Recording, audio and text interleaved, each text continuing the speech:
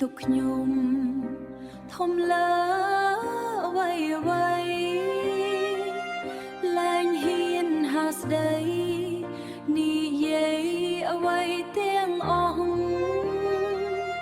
ឈឺហួងនិស័យត្បិតអីស្រណោះកនលែងធ្លាប់រួងអីលើខ្ចាត់ព្រាត់ទុកខ្ញុំមិនខកបងប្អូនឡើយណាបាត់អង្គសៅដារលីទាំងត្រក្រោមភ្លើងសង្គ្រាមបំពេញឡើងមកនិងឬសម្បត្តិមេដឹកនាំថ្មីនាំថ្មី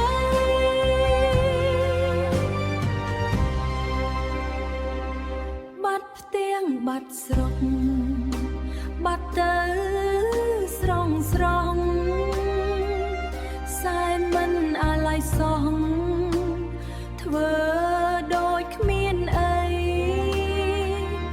ឪកូនទាំងពីរធ្វើឲ្យបាត់ដីកូនខ្មែរប្រុសស្រីចងចាំឲ្យជាក់សែនខ្លាំងតែខាការពារអំណាចតែសែនខ្លោចខ្លាចចោលសៀមឬស្យារំពាត់បន្លាលួងក្រោមលេះចរចាខ្មែរ